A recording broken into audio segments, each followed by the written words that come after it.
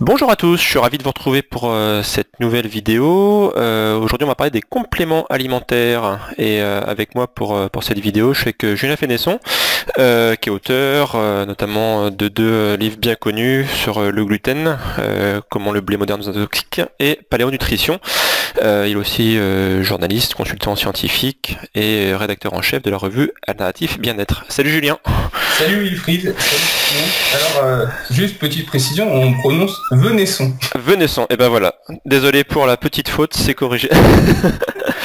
Alors aujourd'hui donc on va parler des compléments alimentaires, c'est un sujet qui revient souvent en fait sur les débats, sur les discussions qu'on peut avoir voilà, dès qu'on parle de l'alimentation en général et l'alimentation paléo en particulier. On va essayer en fait un petit peu voilà, de parcourir en large et en travers les grands sujets voilà, sur les compléments alimentaires. Sans toutefois rentrer dans le détail, on va voir, voilà, parler des grands sujets. Et puis voilà, donc notamment ça vient de questions que j'avais posées moi sur un groupe Facebook, voilà, donc on va essayer de combiner tout ça. Déjà la question qu'on peut se poser bêtement, c'est pourquoi prendre des compléments alimentaires, sachant que bêtement en fait l'alimentation devrait suffire, notamment si on mange paléo, on est de base une bonne alimentation, on va dire qui est relativement saine. Alors pourquoi aller vers des compléments alimentaires, Julien? Alors, juste avant, Ouais. bien préciser, comme tu le disais, que tu avais récupéré les questions des internautes que tu m'as envoyées hier soir Ouais. rapidement, donc j'ai vu ça ce matin. Et donc il y a certaines questions auxquelles on va pas répondre, non pas qu'on veuille pas répondre, mais parce que les réponses sont vraiment très clairement indiquées dans le livre Paléonutrition. Et comme l'objectif c'était plus de faire une interview et pas que je relise mon livre, c'était pas très intéressant. Donc il y a quelques questions, notamment sur les compléments alimentaires les plus utiles pour les sports de force ou endurance auxquels on répondra pas. Voilà, mais c'est à peu près. Ok. Alors pourquoi prendre des compléments alimentaires? Eh bien c'est vrai que normalement quand on mange paléo, on mange plus de végétaux, on mange moins de produits transformés, donc des aliments qui sont plus denses nutritionnellement. Cela étant dit, il n'en reste pas moins que aujourd'hui, on considère que les aliments contiennent quand même moins de vitamines, de minéraux que à l'époque du paléolithique. Mais bon, ça reste quand même un petit peu de l'ordre de la supposition, dans le sens où on n'a pas de moyens scientifiques de pouvoir objectiver cette information. Alors, ça me fait penser à un article qui est passé sur Internet il y a quelques mois, dans lequel il était écrit que soi-disant les pommes d'autrefois ou je ne sais quoi avaient Oui.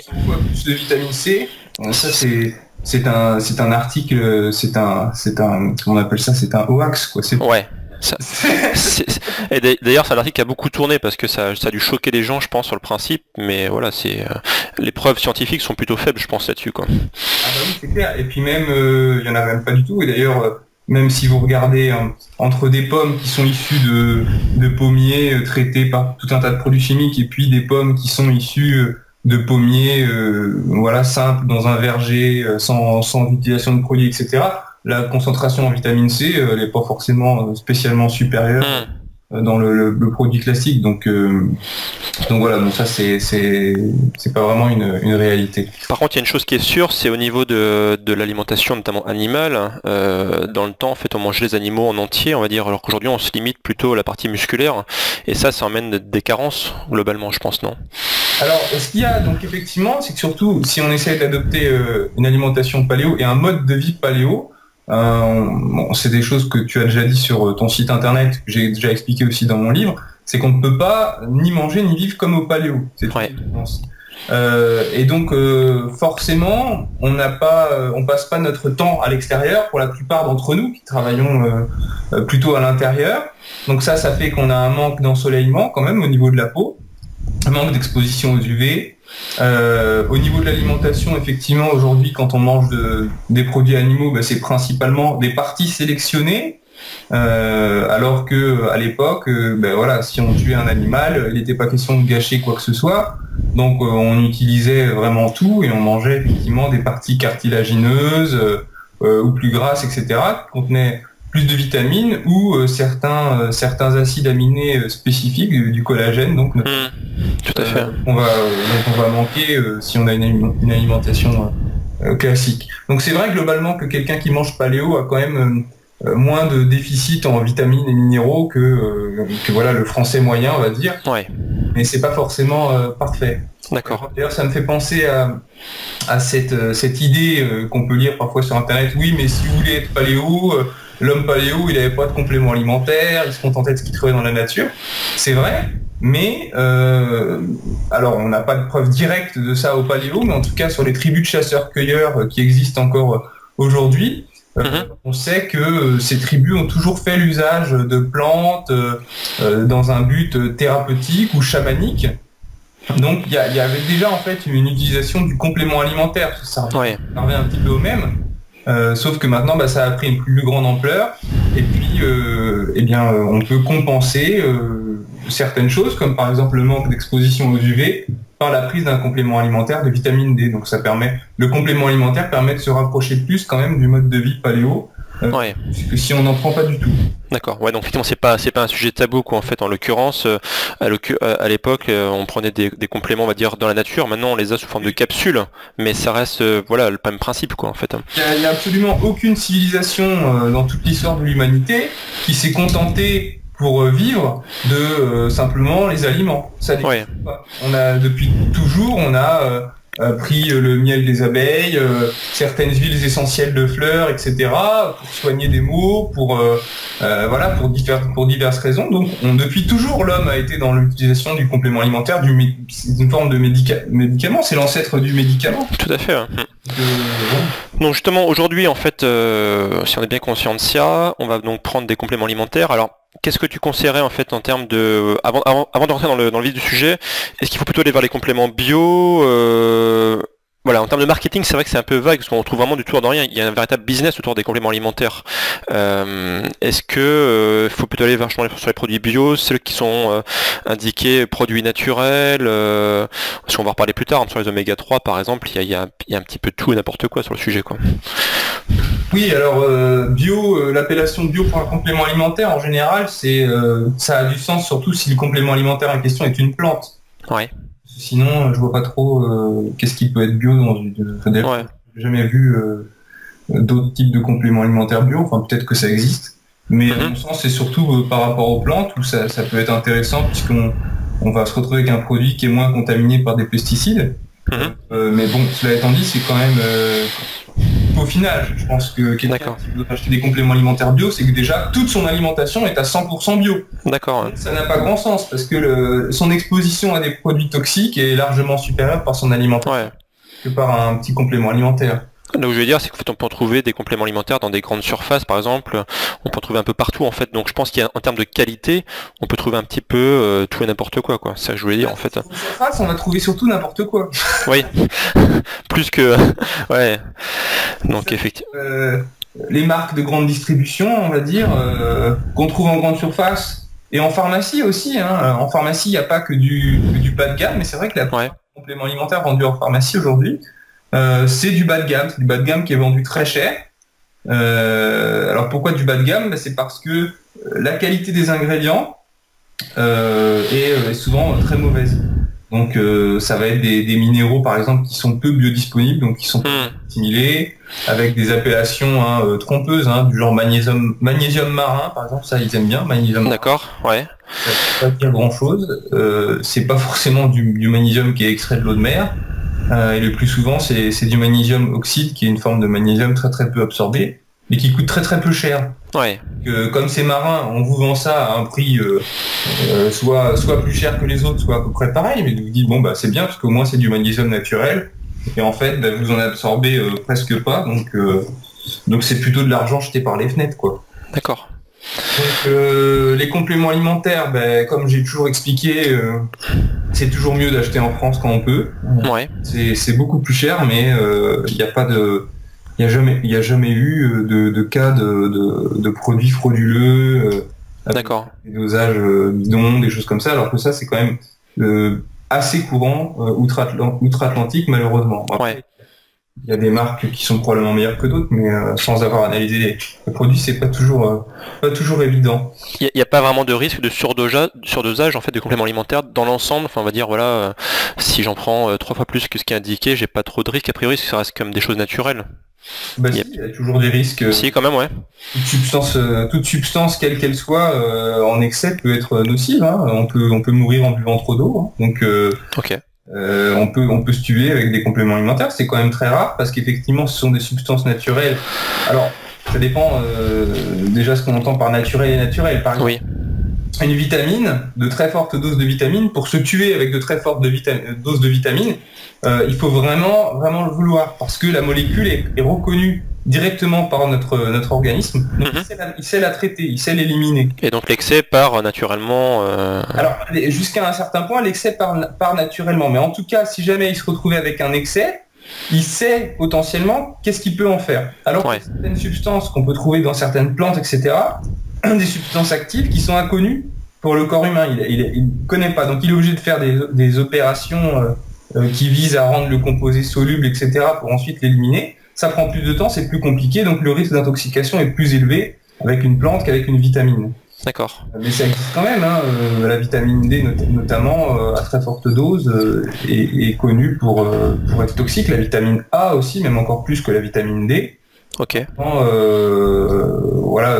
Bon, après, ce serait un petit peu stupide de s'auto-intoxiquer. Hein. Pour la vitamine D, on sait qu'il faut éviter de dépasser 10 000 unités par jour. Ouais. Et les cas rapportés dans la littérature médicale d'intoxication étaient le fait d'accidents industriels. C'était des surdosages en fait à la création du produit, quoi, en fait. Et d'ailleurs uniquement aux États-Unis, hein, pour l'information. Ok. Les gélules étaient anormalement dosées parce que la vitamine D, en fait, on se rend pas bien compte, mais c'est actif en microgrammes, c'est extrêmement petit. Donc, tout ça, c'est géré par ordinateur, quoi, pour mettre les bonnes doses dans les comprimés. Donc s'il y a une erreur, on se retrouve avec des comprimés qui ont le même volume, mais qui par contre contiennent des doses 100, 1000, 10 000 fois supérieures à ce que contient normalement la gélule.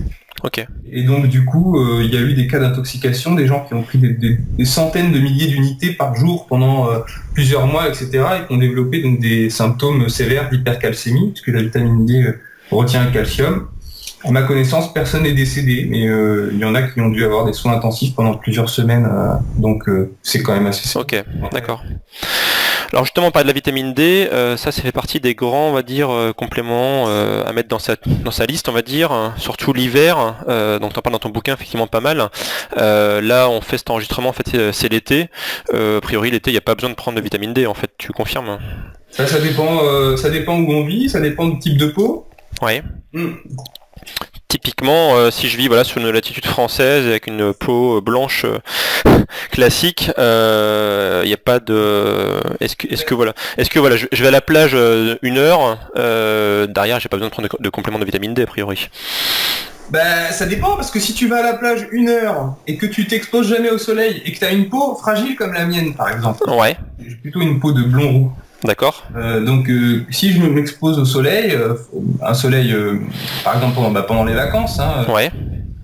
Je vais aller, je sais pas, dans le sud de la France, et là si je m'expose 1 heure à 14h, à 15h par exemple, je vais vite prendre un coup de soleil, donc forcément je vais mettre de la crème solaire pour me protéger de... Donc du coup j'absorbe moins de vitamine D, quoi. Enfin j'absorbe moins de rayons de soleil, donc je synthétise moins la vitamine D, quoi. Je synthétise pas du tout de vitamine D, ouais. De la crème solaire sur la peau. Donc là dans ce cas-là, c'est bien de prendre de la vitamine D.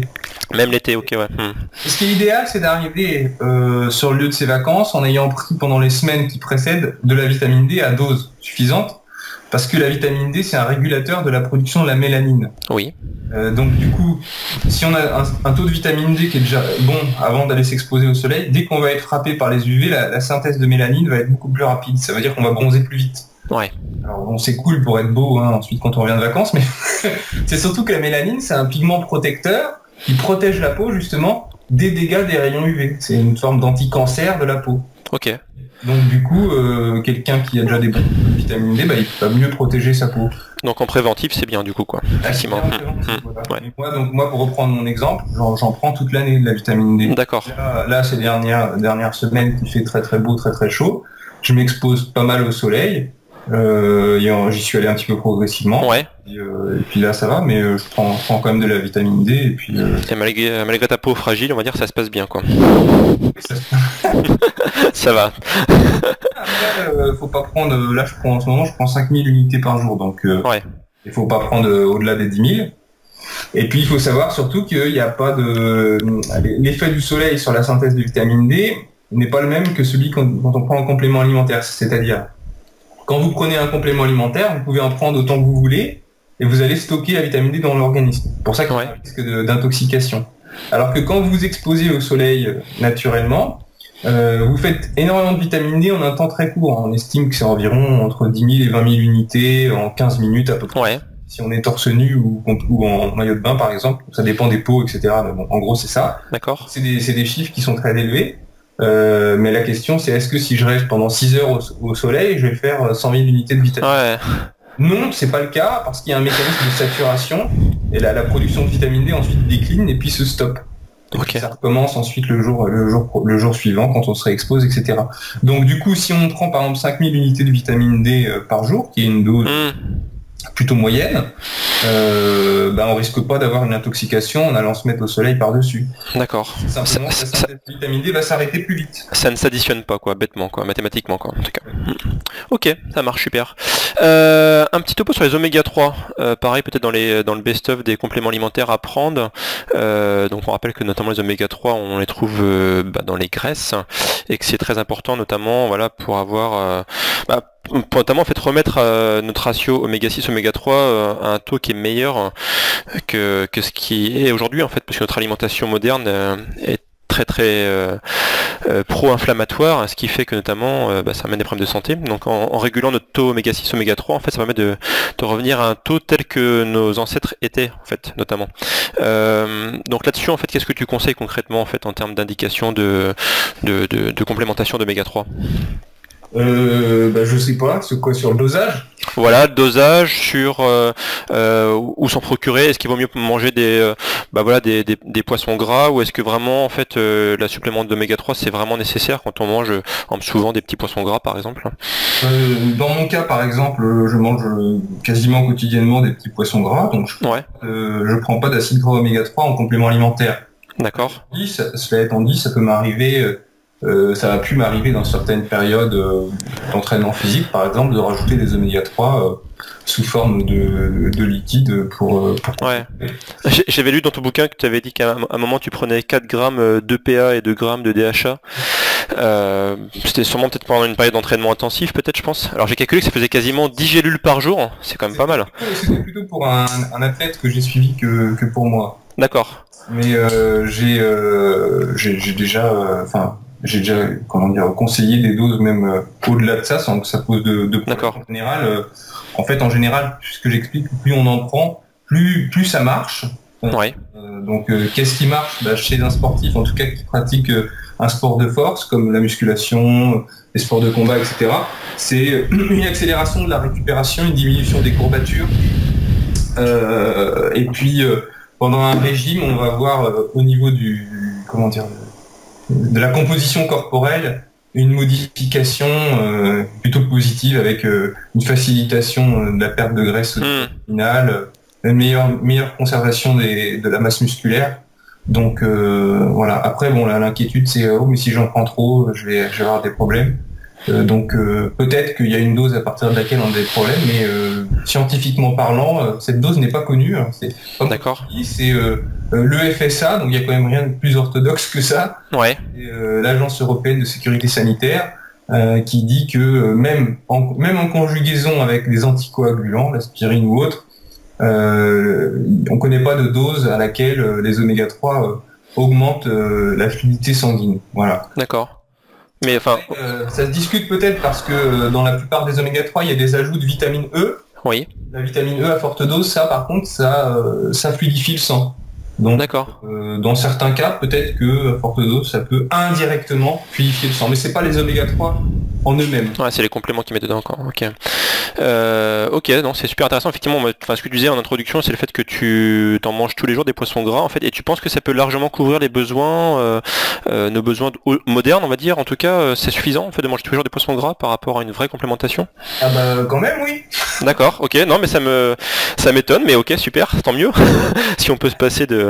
Déjà, normalement, si tu manges paléo, ou en tout cas, tu suis des conseils qu'on peut trouver sur ton site ou sur mon. Oui, je pense, oui. Normalement, tu consommes pas d'huile végétale riche en oméga 6, Oui, tu consommes pas de céréales riches en oméga 6. tout à fait. Tes apports en oméga 6 sont quand même très faibles par rapport Ok, oui, tout à fait, ouais. à la moyenne. Donc, si tu as un petit peu d'oméga 3 sous forme de poisson quasiment quotidiennement, c'est beaucoup déjà. Ok, eh ben, très bien, c'est parfait. Et en termes de qualité, justement, pareil, ouais, comme les graisses en général ont plutôt tendance à stocker en fait les produits un peu dangereux, on va dire, les produits chimiques. T'as des bons plans pour se procurer des oméga 3 en complément de bonne qualité? Alors pour les oméga 3, il y a eu des tests comment on appelle ça, toxicologie, quoi, qui ont analysé différents produits, surtout aux États-Unis, pour voir est-ce que les concentrations d'oméga 3 des gélules étaient proches de ce qu'il y avait sur l'étiquette, est-ce qu'il y avait des polluants, etc. Ouais. Ce qui a été trouvé, c'est qu'il n'y a pas de produit qui soit manifestement pollué. D'accord. Parce que ces graisses-là, quand elles sont extraites des poissons ou des algues ou d'ailleurs, ou du plancton ou je ne sais quoi, elles sont filtrées, donc on enlève quand même une bonne partie de tout ce qui est vraiment toxique, PCB, toxine, et une partie des métaux lourds. Donc en fait, c'est quand même un petit peu moins pollué de prendre des gélules d'oméga 3 que de manger du poisson, en fait.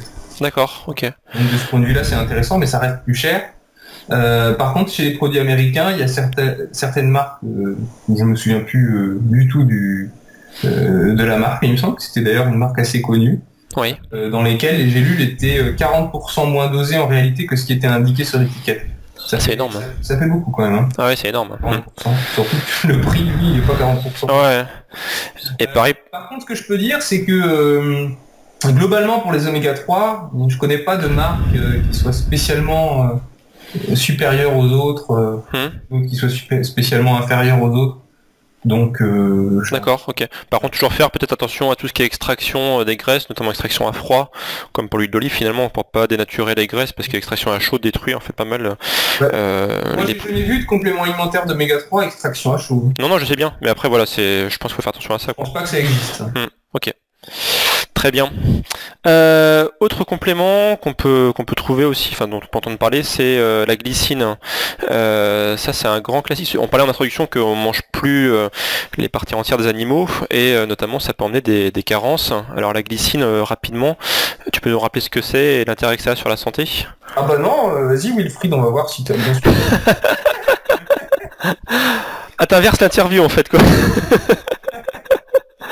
Tu as tellement bien expliqué les oméga 6, les oméga 3, je me suis dit il va nous faire un topo sur la glycine. Ouais, bah en fait la glycine, alors si ma mémoire est bonne, en fait on peut le trouver notamment dans la moelle, si je m'abuse, c'est ça, non? Des os. Oui, bah entre autres. Pas spécialement dans la moelle, plus dans tout ce qui est cartilagineux. Ouais, cartilage, ouais, c'est ça, ouais. Et ça intervient sur un grand nombre de processus en fait en termes de santé notamment. Et aujourd'hui, en fait, on a tendance plutôt à en manquer, quoi, dans notre civilisation moderne. Ouais, alors peut-être pour essayer de compléter ton explication. Ok, était simple, hein, j'avoue, elle était simple. Quand on mange des produits animaux classiquement, donc des filets de dinde, du bœuf, etc. Donc c'est toujours des morceaux de viande choisis et c'est toujours du muscle. Oui. Le muscle, il a une composition particulière en acides aminés. Les acides aminés, ce sont les briques essentielles des protéines. Avec une répartition particulière des acides aminés. Oui. Sauf que dans un être vivant animal ou chez l'être humain, la répartition des acides aminés, elle diffère beaucoup selon le type de tissu. Donc il y a le tissu musculaire, mais il y a aussi d'autres tissus comme la peau, le cartilage, les artères, etc., qui sont en majorité constitués de collagène. Le collagène, c'est une grande protéine. Et la répartition des acides aminés dans le collagène est très distincte de celle qu'on trouve dans la viande musculaire. Donc si on ne mange que de la viande musculaire, on n'a pas les mêmes apports en acides aminés que si on mange de la viande musculaire et des tissus cartilagineux et du collagène. Donc la différence principale, c'est l'apport en glycine qui est beaucoup plus élevé avec le collagène par rapport à la viande musculaire. Donc en prenant un complément alimentaire de glycine, on peut espérer compenser ce manque de l'alimentation et on peut arriver aux mêmes effets en prenant aussi du collagène en complément alimentaire. D'accord. Et donc là, est-ce que tu as des bonnes sources de compléments alimentaires en termes de glycine? Où est-ce qu'on peut... Vous voulez absolument que je cite des marques? Non, pas spécialement, mais ou alors qu'est-ce qu'il faut éviter plutôt? Je sais pas. Pour la glycine, hein, les marques, les bonnes marques, il y a Celinov, Ouais. Nutrimuscle, Superphysique. Oui. Et puis je crois que c'est tout, hein, parce que quand j'ai écrit paléonutrition, c'était pas très connu la glycine, et il y avait BioVA qui vendait ça, mais c'était cher. D'accord. Et puis voilà. Effectivement, moi, juste pour info, effectivement, j'en ai commandé moi chez Nutrimuscle et c'est très bien. Alors après, une chose à savoir quand on prend de la glycine, c'est que c'est un acide aminé glucoformateur, c'est-à-dire qu'il peut faire monter le taux de sucre dans le sang. Donc la glycine, c'est pas un complément alimentaire qu'il faut prendre à jeun, faut le prendre en mangeant. D'accord, ok. Ça effectivement, c'est important. Sinon, il y a une partie qui est gâchée pour faire du sucre. D'accord, ok. Très bien. Un petit point rapide sur le curcuma, la curcumine. Ça revient super souvent en fait, parce qu'il y a des débats qui disent voilà, faut prendre du curcuma, c'est très bien. Ou inversement, toi tu as écrit un article il n'y a pas très longtemps qui dit que finalement les bienfaits sont plutôt pas si importants que ça. On en est aujourd'hui sur ce complément alimentaire? Eh bien, beaucoup d'idées reçues, car en fait, j'ai commencé à prendre du curcuma il y a 5 ans. Il y a 5 ans, j'avais 150 ans. Et puis, j'ai plus que 40 ans, ce qui prouve bien l'effet rajeunissant. Et ben voilà, impeccable. Cancer métastasé. D'accord. Et tout a disparu. Donc voilà, ça, c'est la molécule qui résout tous les problèmes du monde en fait. Oui, plus sérieusement, c'est un petit peu ce qu'on trouve sur Internet, dans tous les sites Internet, toutes les vidéos un peu santé alternative, etc., où il y a écrit il faut prendre du curcuma parce que ça lutte contre, ça tue les cellules cancéreuses, ça bloque la progression de la maladie d'Alzheimer. Enfin bref, je crois pas qu'il y ait une maladie qui échappe au curcuma. Le problème de tout ça, c'est que c'est beaucoup d'études qui sont faites sur des modèles animaux, des rats par exemple, qui peuvent manger des quantités de curcuma. Je veux dire, c'est comme si nous on mangeait que ça toute la journée. Ou alors sur des cultures cellulaires qu'on saupoudre de curcumine pour voir ce qui se passe. Bon, c'est pas comme ça que ça se passe dans la réalité. Mais c'est très prometteur, très intéressant, mais ça se traduit pas aussi facilement dans la vie réelle. Sinon, les Indiens, ils auraient aucune maladie, quoi. Donc voilà. Et la problématique, pourquoi est-ce que le curcuma ne donne pas les effets escomptés, c'est parce qu'il a une très faible biodisponibilité orale chez l'homme. Alors fut un temps on avait dit voilà en mettant du poivre ça permet de mieux l'assimiler etc. Mais bon finalement c'est pas si miraculeux que ça quoi. Ça fonctionne, ça améliore la biodisponibilité mais très peu. Donc c'est pas l'effet il est un petit peu supérieur mais c'est pas non plus ça casse pas de pattes à un canard. Donc au-dessus de l'ajout de poivre il y a les phospholipides de curcuma qui sont encore un peu plus efficaces et puis assez proche il y a les nanoparticules du curcuma qui sont aussi pas mal. Il y aura probablement dans le futur d'autres méthodes qui seront mises au point. Maintenant, voilà, qu'est-ce qu'il faut en attendre? Je pense que les vertus sont les mêmes que celles qu'on peut lire un peu partout sur Internet, sauf qu'il faut les diviser par 10 dans sa tête quand on les lit. Voilà.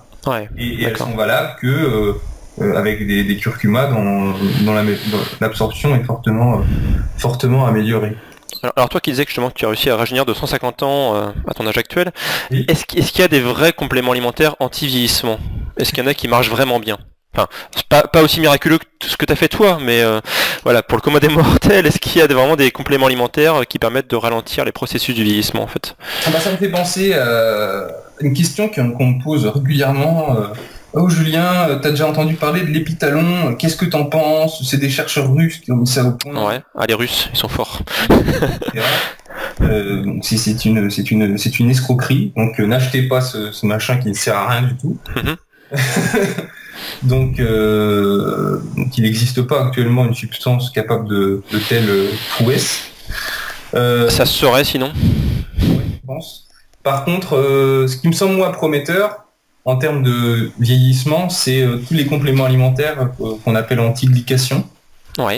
Donc la glycation, pour rappeler ce que c'est une réaction chimique spontanée qui a lieu lors de la rencontre entre un sucre et une protéine. Et comme notre corps est constitué de protéines, hein, tous nos tissus, nos artères, etc. sont constitués de protéines, on a au sein de ces protéines du sang qui passe, et le sang contient du sucre. D'accord. Et donc forcément, tout au fil du temps, il y a une réaction qui se fait entre sucre et protéines. C'est comme une caramélisation. D'accord. Interne, c'est la glycation, et ça contribue fortement au vieillissement. Mais ça, on n'y peut rien, c'est le processus naturel en fait du vivant, peut-être, non? C'est le processus naturel du vivant, mais qui est en fait aggravé.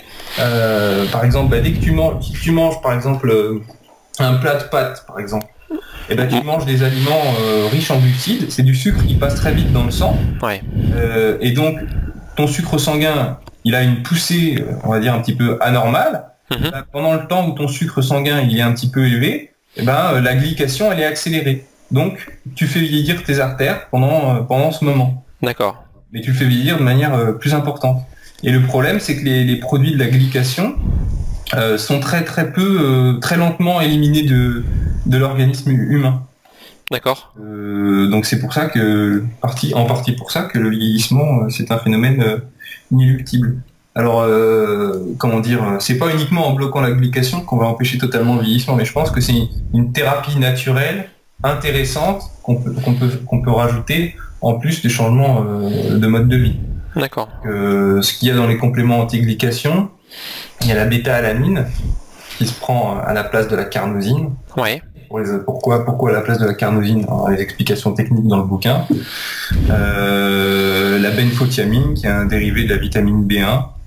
Ok. Et puis là je sais plus. D'accord, non mais ok, c'est intéressant. Peut-être on peut trouver sur internet en tapant glycation. D'accord. Donc la fontaine de Jouvence, c'est l'anti-glycation quoi. Ouais. À terme. Il y a un médicament aussi qui est intéressant, mais c'est un médicament. Ah. Ok. Et justement, donc, on a parlé de pas mal de compléments là.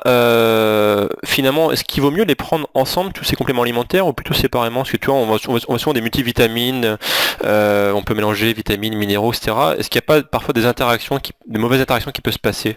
Ou vaut mieux les prendre séparément, tous ces compléments alimentaires? Alors, il y a un moment donné, ça dépend de ce qu'on prend, hein, parce que ouais. on commence à prendre 500. Non, mais voilà, est-ce qu'il y a vraiment des choses à pas mélanger, quoi? Ou finalement il y a aucun risque particulier, tout ça c'est naturel, donc on peut y aller sans souci quoi. Ça va surtout être pour certains produits comme le fer par exemple. Ouais. Le fer, si on manque de fer, on doit prendre une supplémentation en fer. Et le fer a une absorption qui est facilement bloquée par le calcium, par le thé vert, oui, c'est vrai. Par le café, enfin par les polyphénols en général. Donc du coup, le fer, par exemple, c'est quelque chose qu'il faut essayer de prendre un repas où il n'y a pas ce genre d'éléments perturbateurs. Mais normalement, quand vous prenez un multivitamine, un bon multivitamine, il n'y a pas de fer dedans. D'accord. Le fer, c'est un produit qu'on prend uniquement quand on en manque, pardon. Ouais. Donc de manière séparée. Donc pourquoi uniquement quand on en manque? Parce que le fer, quand il est au sein d'un multivitamine et qu'on n'en a pas besoin, ça participe à avoir un excès de fer dans l'organisme qui est un oxydant. Et puis le fer dans les gélules, c'est un élément très réactif, donc il a tendance à oxyder tout ce qu'il y a autour de lui. C'est-à-dire que ça fait vieillir le contenu de la gélule beaucoup plus vite. Ok. Donc finalement les multivitamines tu recommandes quoi, sans souci. Ça dépend, non, c'est pas forcément. Ok. Non mais je veux dire voilà les packages tout faits en fait où t'achètes en fait tu vois dans ton bouquin tu parles notamment de New Power qui est un multivitamine assez connu qui marche bien. Y a pas de souci particulier quoi en fait sur ce type de produit. Oui, mais c'est pas vraiment un multivitamine multiminéraux en fait, c'est un multivitamine multi-oligo-éléments. Parce qu'il n'y a pas de magnésium, il n'y a pas de calcium, il n'y a pas de... Ok, ouais, c'est vraiment les minéraux qui peuvent poser problème, quoi, comme je disais, comme le fer, etc. Quoi. Le fer a plutôt un peu... Oui, c'est ça. Ouais. Ok, très bien. Allez, on va finir par des petites questions en rafale sur les 3 compléments alimentaires. Alors notamment j'ai des questions sur les gens voilà, qui ont plus de 50 ans. Est-ce qu'il y a des compléments alimentaires à prendre pour les plus de 50 ans et si tu devais en citer que 3 par exemple, les 3 compléments alimentaires quand tu as plus de 50 ans? Ça va être déjà un peu les compléments anti-vieillissement, anti-glycation. Ouais. Après, ça dépend beaucoup de l'état de santé aussi, parce que en général, à 50 ans, on commence à avoir des problèmes au niveau de la vision, notamment le risque de dégénérescence maculaire lié à l'âge qui Ouais. est pas mal si on ne l'a pas déjà eu. Ouais. Donc il y a des bons compléments alimentaires pour ça. Bon, d'ailleurs, j'avais une formule qui part. Ah, vas-y, cherche sur ton bureau. Ouais, donc tout ce qui est à base de lutéine, zéaxanthine. Ouais. Pour la dégénérescence maculaire liée à l'âge. Oui. Ça peut être pas mal. Et puis après, ça dépend si c'est un homme, si c'est une femme, si elle est ménopausée, si elle n'est pas ménopausée. Il y a plein de spécificités. On sait pas. J'ai pas. D'accord, ok, non, il y a pas les compléments à prendre au-delà de 50 ans, quoi. Ça va dépendre vraiment du style de vie, de pas mal de paramètres, quoi. Souvent, hein, quand même.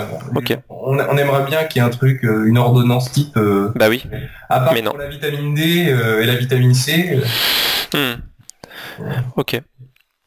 Et concernant nos amis les végétariens, est-ce qu'eux ils ont des compléments alimentaires à prendre en particulier? Je pense oui. Végétarien paléo, j'entends, hein, en l'occurrence.